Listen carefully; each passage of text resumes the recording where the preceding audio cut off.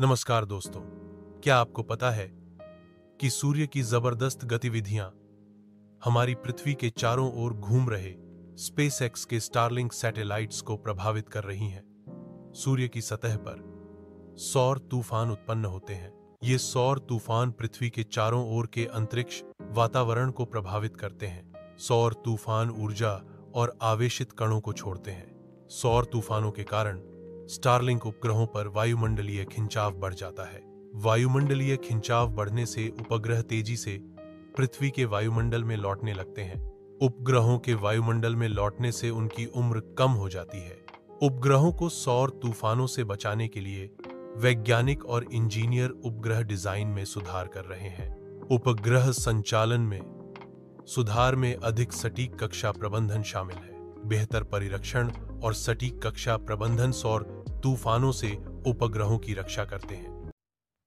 सूर्य हर 11 वर्षों में एक सौर अधिकतम चक्र से गुजरता है, जिसके दौरान सौर गतिविधि बढ़ जाती है। इस अवधि में सूर्य अधिक सौर तूफान और कोरोनल मास इजेक्शन उत्पन्न करता है।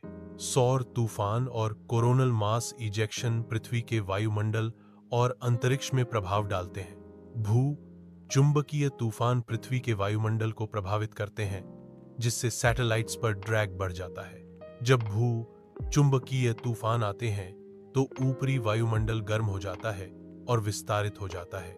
वायुमंडल के विस्तार के कारण सैटेलाइट्स को अधिक प्रतिरोध का सामना करना पड़ता है और वे तेजी से नीचे गिरने लगते हैं। नासा के शोध से पता चला है कि सैटेलाइट्स पहले की तुलना में तेजी से पृथ्वी के वायुमंडल में री एंट्री कर रहे हैं। स्टारलिंक सैटेलाइट्स को वायुमंडल में गिरने में पहले 15 दिन लगते थे, लेकिन अब केवल 5 दिन लगते हैं। भू चुंबकीय तूफानों के कारण वायुमंडलीय ड्रैग में वृद्धि सैटेलाइट के तेजी से री एंट्री का कारण है।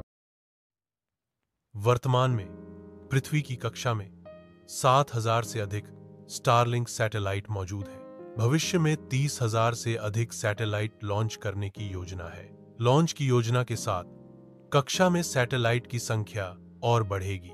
सौर तूफान के कारण सैटेलाइट पर खतरा मंडरा रहा है। सौर तूफान की ऊर्जा सैटेलाइट को जलाकर नष्ट कर सकती है। क्षतिग्रस्त होने के कारण सैटेलाइट बेकार हो सकते हैं। सौर तूफान के कारण पुरानी और खराब सैटेलाइट जल्दी नष्ट हो जाती हैं। यह अंतरिक्ष में टकराव का खतरा कम करता है और अंतरिक्ष का मलबा भी कम हो जाता है। हर महीने हजारों उपग्रहों के प्रक्षेपण के साथ अंतरिक्ष में टकराव का खतरा बढ़ रहा है। उपग्रहों की बढ़ती संख्या अंतरिक्ष में भीड़-भाड़ पैदा करती है, जिससे टकराव की संभावना बढ़ जाती है। यह मॉड्यूल दिखाता है कि कैसे उपग्रहों की बढ़ती संख्या से अंतरिक्ष में भीड़-भाड़ होती है। आमतौर पर उपग्रह वायुमंडल में जलकर नष्ट हो जाते हैं।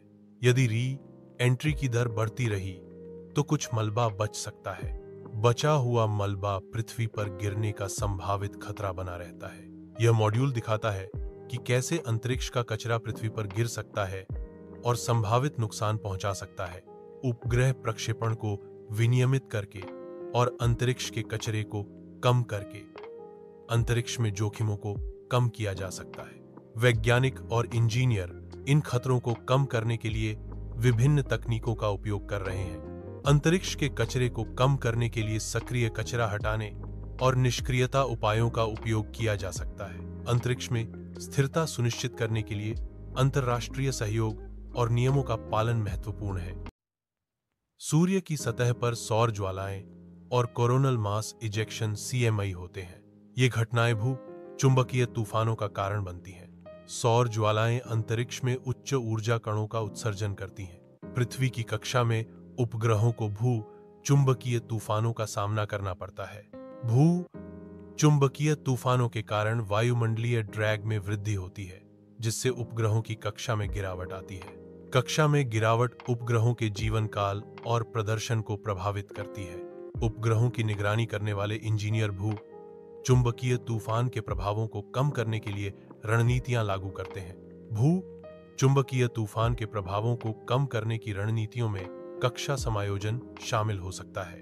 भू चुंबकीय तूफान के प्रभावों को कम करने की रणनीतियों में सिस्टम शटडाउन भी शामिल हो सकता है। भूचुंबकीय तूफान के प्रभावों को कम करने के लिए कक्षा समायोजन और सिस्टम शटडाउन का उपयोग किया जाता है। आपका क्या सोचना है?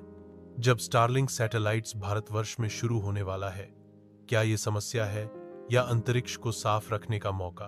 कमेंट्स में अपना व्यू रखें। आपका विचार हमें उच्च क्वालिटी के कंटेंट को प्रेजेंट करने में सहायक होता है। आपको यह प्रेजेंटेशन पसंद आया? प्लीज लाइक करें। अपने प्रियजनों के साथ यह वीडियो लिंक साझा करें। @amok चैनल को सब्सक्राइब करें। Thanks for watching.